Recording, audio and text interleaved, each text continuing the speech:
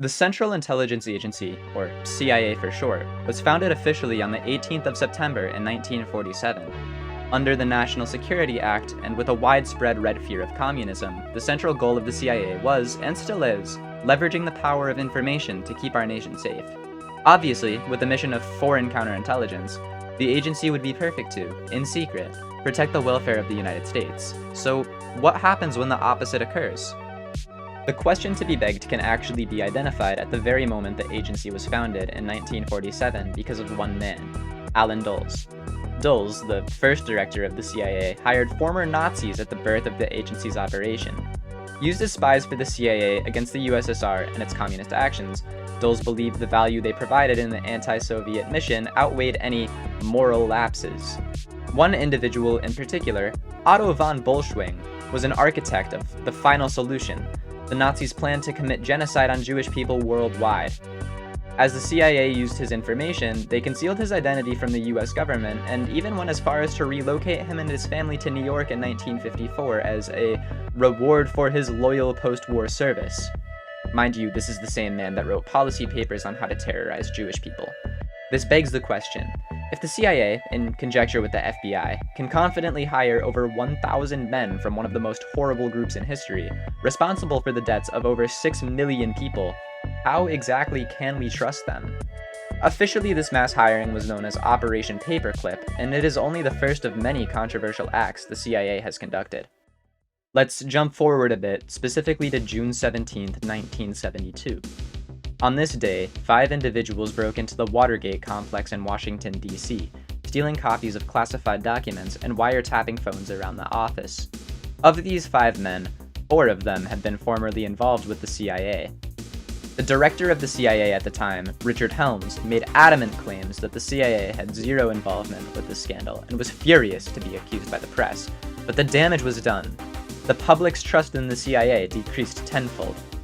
This mistrust led to investigations in and about the CIA unearthing one particular atrocity, Project MKUltra. Operating from 1953 through 1964, MKUltra was, according to a declassified document, the code name for a covert mind control and chemical interrogation research program. Strange, unorthodox, and maybe a bit horrifying too, no? What's worse is that this entire operation was done completely on US soil against US citizens. The agency used LSD along with other hallucinogenic drugs to manipulate individual mind states. Truly, it was the mother name for over 180 smaller operations, but they all functioned with this one core objective. At least 80 universities and institutions participated in this project, however not all, if any, were aware that they were working for the CIA. What's interesting though is that MKUltra was predated by several operations. Projects Chatter, Bluebird, and Artichoke, all with the similar objective, grew out of results from Operation Paperclip.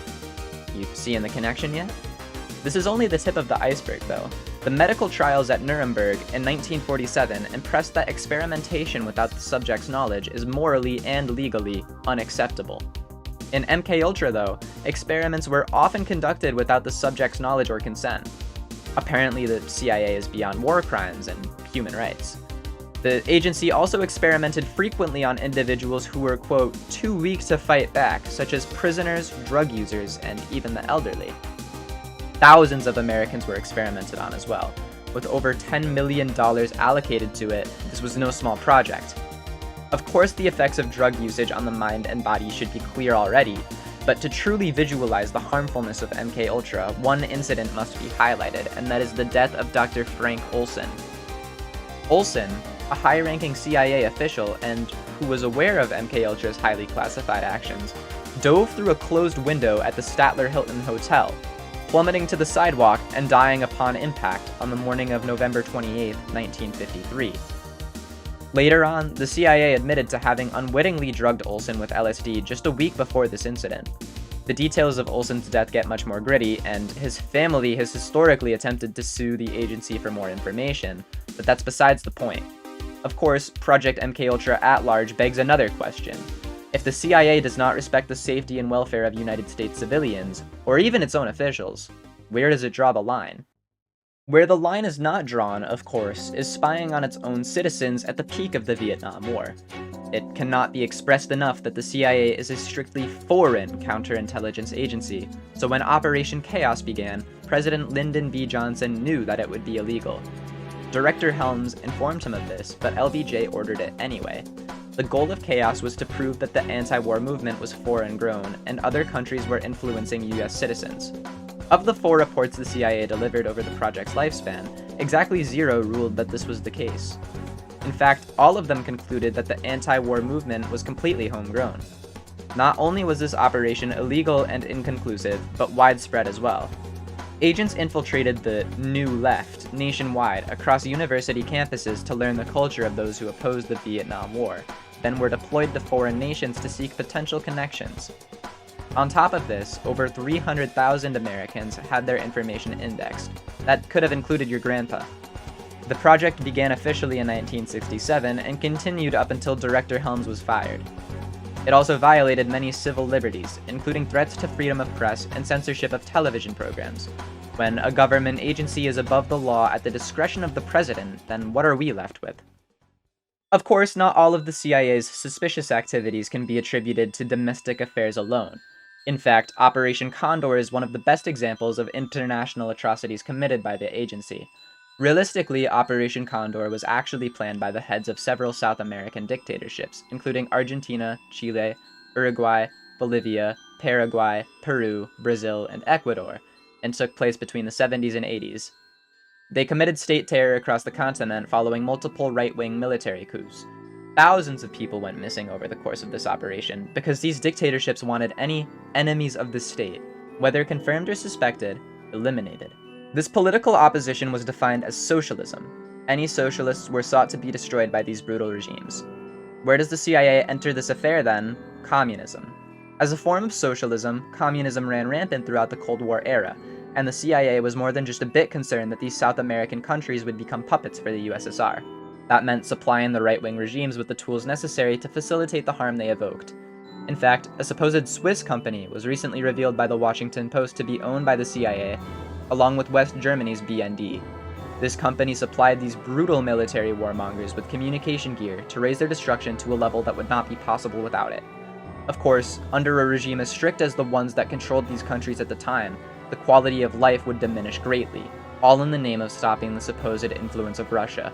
But when hundreds of thousands of lives are put at risk, and thousands end up missing or dead, who's the real villain? There's one last topic of discussion, and let me preface it with a clause from the Geneva Conventions, signed and agreed upon following the close of the Second World War to set a standard for humanitarian protocols. Torture is prohibited by Article 3 common to the 4 Geneva Conventions, and in non-international armed conflict, they are considered serious violations. Obviously, torture is completely prohibited, and I'm sure you can see where this is going. Around the world, the CIA has a number of black sites, top-secret prisons where prisoners have their identities stripped. With these identities revoked from the prisoners, it dehumanizes them, making torture much more readily available, especially when the location of these sites are classified. One of the most notorious black sites of the CIA is Guantanamo Bay, which you can see along with several other general locations gathered by the Washington Post based on information in a Senate report on the CIA's interrogation program. In the mid to late 2000s, the Senate was deeply concerned with the CIA's methods of enhanced interrogation, one member detailing that Michael Hayden's report was extraordinarily problematic, and members expressed deep discomfort with the agency's techniques. In May of 2005, the CIA Inspector General wrote a letter to Hayden, urging that the agency seek legal guidance about whether their interrogation techniques fell under compliance with Article 16.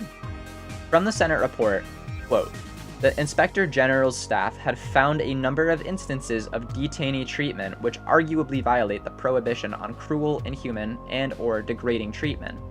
This includes methods such as waterboarding, which of course is torture. We've already established that the CIA is above the law in the eyes of the president, but they may see themselves above international law as well." Of course, the research question was, how is the general welfare harmed by operations conducted under the CIA? The answer is alarming.